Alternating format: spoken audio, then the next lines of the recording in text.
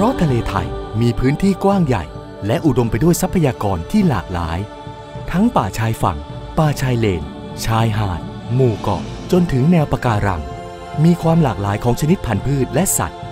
จึงจำเป็นต้องดูแลรักษาและบริหารจัดการอย่างทั่วถึง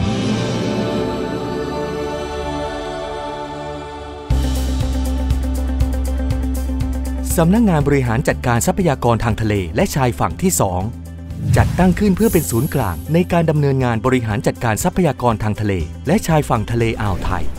ภายใต้สังกัดกรมทรัพยากรทางทะเลและชายฝั่งกระทรวงทรัพยากรธรรมชาติและสิ่งแวดล้อม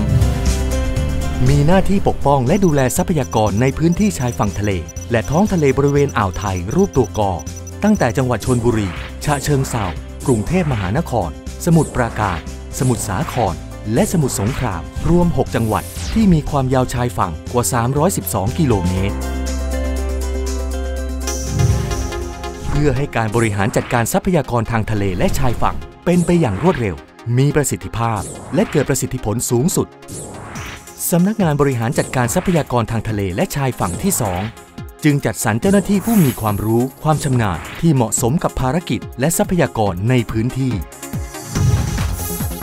ส่วนอนุรักษ์ทรัพยากรทางทะเลมีหน้าที่ดูแลและบริหารจัดการการใช้ประโยชน์ทรัพยากรทางทะเลให้สมดุลอนุรักษ์และฟื้นฟูทรัพยากรที่เสื่อมโทรมหรือถูกทำลายเพื่อให้เกิดความสมบูรณ์เอื้อให้สัตว์ทะเลหายากและใกล้สูญพันธุ์เข้ามาอยู่อาศัยและหากินและสร้างระบบนิเวศใต้ท้องทะเลที่สมบูรณ์แบบส่วนอนุรักษ์ทรัพยากรทางทะเลยังมีภารกิจด้านการป้องกันปราบปรามและแก้ไขปัญหาการทำประมงผิดกฎหมายเพื่อคืนความสมดุลให้กับท้องทะเลและสร้างความเชื่อมั่นด้านการประมงไทยให้กลับคืนมาอีกครั้งส่วนอนุรักษ์ทรัพยากรป่าชายฝั่งและป่าชายเลนเราพยายามรักษาป่าชายเลนสมบูรณ์ที่มีอยู่เดิมมากกว่า 63,000 ไร่ตั้งแต่จังหวัดชลบุรีจนถึงจังหวัดสมุทรสงครามและเพิ่มพื้นที่ป่าใหม่ให้กว้างขึ้นโดยการสำรวจและเก็บข้อมูลพื้นที่ชุมชนที่อาศัยบริเวณป่าชายเลนกำหนดพื้นที่อนุรักษ์ตลอดจนควบคุมปราบปรามผู้บุกรุกทำลายป่าชายเลนส่วนบริหารพื้นที่ชายฝั่งและวิชาการเราสำรวจและติดตามสภาวะการเปลี่ยนแปลงและการใช้ประโยชน์ตลอดแนวชายฝั่งทะเลอ่าวไทยรูปตัวกอทั้งแนวป่าชายเลนหาดโคลนและหาดทรายศึกษาวิเคราะห์และบูรณาการร่วมกันระหว่างภาครัฐและประชาชนหาแนวทางในการแก้ปัญหาการกัดเซาะชายฝั่งที่เกิดขึ้นให้เหมาะสมกับแต่ละพื้นที่ส่วนส่งเสริมการมีส่วนร่วมเหตุเพราะเจ้าหน้าที่ที่มีจำนวนจำกัดและไม่สมดุลกับความกว้างใหญ่ของพื้นที่และปริมาณทรัพยากรที่มีอยู่การบริหารจัดการทรัพยากรทางทะเลและชายฝั่งทะเลให้ทั่วถึง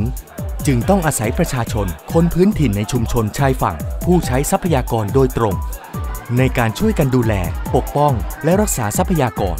ได้ร่วมคิดร่วมทำร่วมแก้ไขร่วมตัดสินใจเพื่อให้มีการใช้ประโยชน์จากทรัพยากรอย่างยั่งยืนและดำเนินการประชาสัมพันธ์เผยแพร่ความรู้แก่เยาวชนเพื่อสร้างแนวคิดและจิตสำนึกรักร่วมกันปกป้องดูแลรักษาทรัพยากร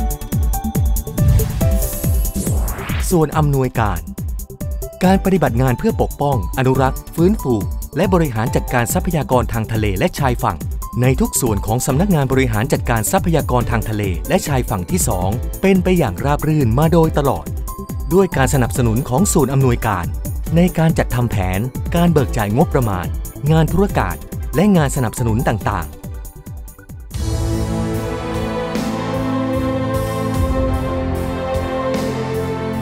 สำนักงานบริหารจัดการทรัพยากรทางทะเลและชายฝั่งที่ 2พร้อมจะเป็นองค์กรหลักในการบริหารจัดการทรัพยากรทางทะเลและชายฝั่งให้มีความอุดมสมบูรณ์ยั่งยืนและเป็นธรรมเพื่อพวกเราคนไทยทุกคนและเพื่อความมั่นคงมั่งคั่งของประเทศทรัพยากรทางทะเลและชายฝั่งไม่ว่าจะเป็นทรัพยากรธรรมชาติหรือทรัพยากรใดๆก็ตามในประเทศชาติซึ่งเป็นสมบัติของประเทศชาติทุกคนมีส่วนที่จะต้องเข้ามาดูแลทุกคนมีส่วนที่จะใช้ประโยชน์เป็นหน้าที่ของทุกคนที่จะต้องสงวนอนุรักษ์รู้จักใช้ให้ยั่งยืนฟื้นฟูให้กลับคืนทั่วชายฝั่งทะเลไทยครับ